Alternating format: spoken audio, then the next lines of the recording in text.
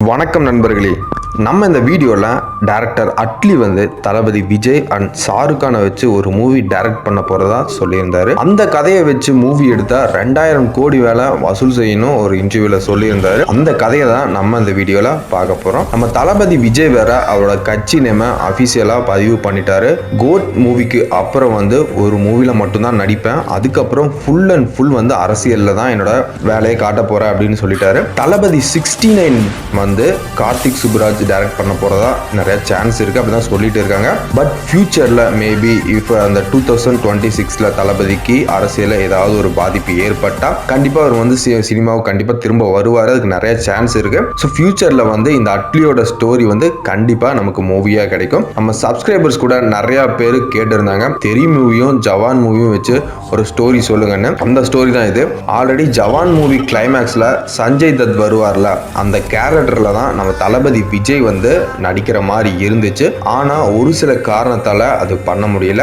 ஜவான் movie கிளைமேக்ஸ்ல வந்து ஷாருக்கானுக்கு வந்து ஒரு ஸ்விஸ் பேங்க் மிஷன் ஒன்று வரும். தெரி மூவி கிளைமேக்ஸ்ல விஜயனாக்கு ஒரு நியூ மிஷன் வரும். இங்க இருந்து தான் நம்ம அட்லியோட யூனிவர்ஸை நம்ம இந்த கதையில கிரியேட் பண்ண போறோம். ஃப்ரெண்ட்ஸ், கதைக்குள்ள போறதுக்கு முன்னாடி நம்ம சேனலுக்கு புதுசா வந்திருக்கிற நீங்க நம்ம சேனலை கண்டிப்பா சப்ஸ்கிரைப் பண்ணிருங்க, மறக்காம அந்த பெல் பட்டனையும் அமைக்கிறீங்க. கதைக்குள்ள போலாம் வாங்க. நம்ம கதையோட ஓப்பனிங் சீன்ல ஷாருக்கான் வந்து அவங்க அப்பாவை கூட்டிட்டு அவங்க வைஃப் நயன்தாரையும் கூட்டிட்டு அவங்க டீம்ல இருக்கிற 4 பொண்ணுங்களையும் கூட்டிட்டு சுவிட்சர்லாந்து போறாரு. அந்த கண்ட்ரியில இருக்கிற இண்டிபெண்டன்ட் சென்ட்ரல் பேங்க் தான் ஸ்விஸ் பேங்க். அந்த பேங்க்ல இந்தியன்ஸோட காசு மட்டுமே சுமார் 4 லட்சம் கோடி யூஎஸ் டாலர் இருக்குது. அது எல்லாமே பிளாக் மணி தான். இந்தியால கரப்ஷன் மணியை தான் அங்க போய் டெபாசிட் பண்ணியிருக்காங்க. முக்கால்வாசி பேர் டாக்ஸும் கட்டியிருக்க மாட்டாங்க. இந்த காசு எல்லாமே இந்தியாவுக்கு கொண்டு வரணும், அதான் மிஷன். சுவிட்சர்லாந்துல போய் அங்க இறங்கி இவங்க ஹோட்டலுக்கு போறாங்க. ஹோட்டலுக்கு போனா அன்னைக்கு நைட்டே 20 பேர் மேல கன்ஸோட வந்து இவங்களை அட்டாக் பண்றாங்க. இந்த ஃபைட் தான் நம்ம கதையில முதல் ஃபைட். இந்த ஃபைட்ல வந்து ஓல்டு ஷாருக்கானுக்கு நிறைய புல்லட் வந்து நெஞ்சில பட்டுருது. சோ வந்து அவரை ஹாஸ்பிட்டல்ல அட்மிட் பண்ணிடுறாங்க. இது ஜஸ்ட் ஒரு 10 டேஸ் மிஷன் தான். எந்த பிரச்சனை வந்தாலும் இது கம்ப்ளீட் பண்ணணும் அப்படின்னு சொல்லி இருப்பாங்க. அப்பதான் சஞ்சய் தத் வந்து ஷாருக்கானுக்கு கால் பண்ணி இந்த மிஷன்ல இன்னொரு தமிழ்நாடு ஆபீசரும் உங்க கூட ஜாயின் பண்ண போறாரு, அவர் உங்ககிட்ட மற்ற டீடைல்ஸ்லாம் சொல்லுவாரு அப்படின்னு வந்து சஞ்சய் தத் வந்து போன் பண்ணி ஷாருக்கானுக்கு சொல்றான். இப்பதான் நம்ம கதையில வந்து தளபதி விஜய் அண்ணாவோட என்ட்ரி. மாசான அனிருத் பிஜிஎம் வந்து இங்க தெரியும். விஜய் வந்து சுவிட்சர்லாந்து போயிட்டு ஷாருக்கானை மீட் பண்றாரு. விஜய் வந்து இங்கேயும் அவரோட ட்ரூ ஐடென்டிட்டியை சொல்ல மாட்டாரு. விஜயகுமார் ஐபிஎஸ்னு சொல்லாம ஜோசப் குருவிலான்னு தான் சொல்லுவாரு. நெக்ஸ்ட் என்ன பண்ணணும் அப்படின்னு விஜய் வந்து ஒரு பிளான் சொல்லுவாரு. அவர்கிட்ட ஆல்ரெடி வந்து அதுக்கான ப்ளூ பிரிண்ட், அந்த ஸ்விஸ் பேங்க்ல வேலை செய்யறவங்களோட டீடைல்ஸ், என்னென்ன பண்ணணும் அதுக்கான ஸ்கெட்ச் மேப் எல்லாமே அவரோட கையில இருக்கும். ஸோ அவரோட பிளானை வந்து எல்லாத்தையும் சொல்றாரு. ஸ்விஸ் பேங்கோட பாலிசி என்னன்னா, அங்க அக்கௌண்ட் வச்சிருக்கிற அவங்களோட கஸ்டமர் டீடைல்ஸை வந்து வெளியே சொல்லவே மாட்டாங்க, எந்த இடத்துலயும் லீக் பண்ணவும் மாட்டாங்க. செக்யூரிட்டி வந்து ரொம்பவே ஸ்ட்ராங்கா இருக்கும். அந்த செக்யூரிட்டி வந்து ஹேக் பண்ணவே முடியாது, அந்த அளவுக்கு ஸ்ட்ராங்கா வச்சிருப்பாங்க. ஸோ இந்த பிளான்லாம் அப்படி சொல்லிட்டு இருக்கும் போதே இன்னும் நிறைய ரவுடிஸ் வந்து அவங்க இருக்கிற இடத்துக்கு வராங்க. வேற லெவல் ஃபைட் சீன் இது. விஜயும் ஷாருக்கானும் 2 பேரும் சேர்ந்து ரவுடிஸை வந்து தும்சம் பண்றாங்க. அதுக்கப்புறம் ஒருத்தனை பிடிச்சி யார் உங்களை அமிச்சா, யார் எதுக்காக நீங்களாம் வந்திருக்காங்கன்னு கேட்பாங்க. அவன் வந்து எதுவுமே சொல்ல மாட்டான். விஜயும் வந்து அவன் தலையில வச்சு சுட்டு கொலை பண்ணிடுறாரு. ஃபர்ஸ்ட் வந்து வேற கேங்கு, இப்போ வந்து வேற கேங்கு. ஸோ அவங்களுக்கு புரியுது இந்த ஸ்விஸ் பேங்க் டீடைல்ஸ் நம்ம எடுக்கக்கூடாதுன்னு நிறைய பேர் வந்து நினைக்கிறாங்க. ஸோ நிறைய எதிரிகள் இங்கே இருக்காங்க. ஸோ நம்ம உயிருக்கே ஆபத்து இருக்கு, நம்ம வந்து சீக்கிரம் சேஃப்டியாக முடிக்கணும் அப்படின்னு நினைக்கிறாங்க. ஸோ ஃபர்ஸ்ட் இவங்க கிட்ட இருந்து தப்பிக்கணும்னு சேஃப்டியான ஒரு பிளேஸுக்கு போறாங்க. நெக்ஸ்ட் என்ன பண்றாங்கன்னா, ஃபேக் ஐடென்டிட்டியை கிரியேட் பண்ணிட்டு விஜய், ஷாருக்கான், நயன்தாரா இவங்க 3 பேருமே பேங்க்குள்ள போறாங்க.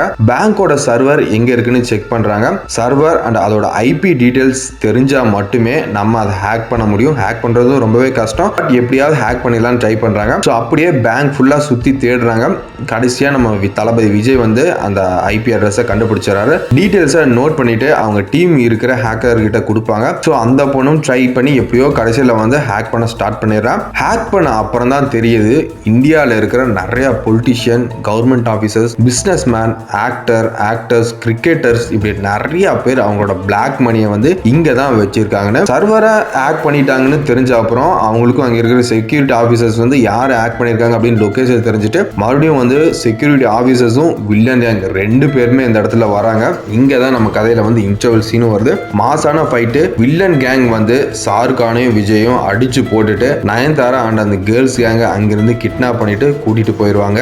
இதுக்கப்புறம் தான் நம்ம கதை வந்து ரொம்பவே இன்ட்ரெஸ்டிங்கா போகும். தளபதி விஜய் வந்து நயன்தாரா அண்ட் அந்த பொண்ணுங்களை காப்பாற்ற போறாரு. யங் ஷாருக் கான் வந்து இந்தியாவுக்கு போறாரு. டைரக்டா இந்தியாவுக்கு ஃபிளைட்ல போனா மாட்டிப்போன நேபாளில் போய் லேண்ட் ஆகிட்டு அங்க இருந்து கார்ல போறாரு. இன்னும் 3 நாளைக்குள்ள மிஷனை கம்ப்ளீட் பண்ணி ஆகணும், இல்லைன்னா பிளாக் மணி வந்து ஒயிட் மணி ஆகணும். ஸோ எதுவுமே நம்மளால பண்ண முடியாது அப்படின்னு நினைச்சுக்கிட்ட ஷாருக் கான் இந்தியா போன உடனே சஞ்சய் தத்தை மீட் பண்றாரு. ஷாருக் கான் கிட்ட இருக்கிற ஸ்விஸ் பேங்க் அக்கௌண்ட் அதை வச்சு இருக்கிற அவங்களோட டீடைல்ஸ் எல்லாமே கொடுத்து லாஸ்ட் 10 இயர்ஸ்ல இவங்க எல்லாம் என்னென்ன ஊழல்லாம் பண்ணியிருக்காங்க அந்த டீடைல்ஸ் எல்லாம் எனக்கு வேணும் அப்படின்னு கேட்கிறாரு. சேம் டைம்ல நம்ம தளபதி விஜய் வந்து நாங்க எந்த டீடைல்ஸும் லீக் பண்ண மாட்டோம், எங்களை விட்டுருங்க, நாங்க ஊருக்கே போயிடும் அப்படின்னு சொல்லி அந்த பொண்ணுங்களை கடத்தி வச்சிருக்கிற இடத்துக்கு விஜய் போய் சொல்றாரு. விஜய் கட்டி போட்டு வில்லன் கேங்லாம் அடிக்கிறாங்க. இங்கிருந்து நீங்க யாருமே உயிரோட போயிட முடியாது, நீங்க அந்த டீடைலை லீக் பண்ணாங்கன்னா உங்களை கொலை பண்ணிடுவோம், லீக் பண்ணலைனாலும் உங்களை கொலை பண்ணிடுவோம் அப்படின்னு சொல்றான். இப்பதாங்க நம்ம கதையில ஒரு மாசான சீன் வருது. விஜய் வந்து அந்த வில்லன் வந்து ஷூட் பண்ண போனும்போது நம்ம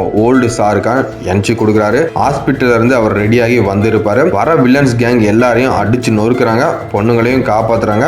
இந்தியாவில் இருக்கிற ஷாருக் கானுக்கு டீடைல்ஸ் வந்து கிடைச்சிரும், யார் என்னென்ன ஊழல்லாம் பண்ணியிருக்காங்கன்னு. அப்பதான் புரியுது நம்ம கொல்ல ஆள் அனுப்பிச்சவங்க எல்லாருமே இங்க இருக்கிற பொலிட்டிஷியன் அண்ட் கவர்மெண்ட் ஆஃபீஸர்ஸ் தான். ஸோ பிசினஸ் மேன் இவங்க எல்லாருமே இவ்வளவு ஊழல் பண்ணியிருக்காங்க. இது எப்படியோ நம்ம வந்து இது நாட்டு மக்கள் எல்லாத்தையுமே கொண்டு போய் சேர்க்கணும் அப்படின்னு நினைச்சவர் என்ன பண்றாருன்னா நம்ம பிரசிடென்ட்டை கிட்னாப் பண்றாரு. அதுவும் வந்து சஞ்சய் தத்தோட ஹெல்ப் மூலியமா என்ன பண்றாங்கன்னா பிரசிடென்ட் வந்து ஒரு மீட்டிங்காக யூஎஸ்ஏ போக ரெடி ஆகிட்டு இருப்பாரு.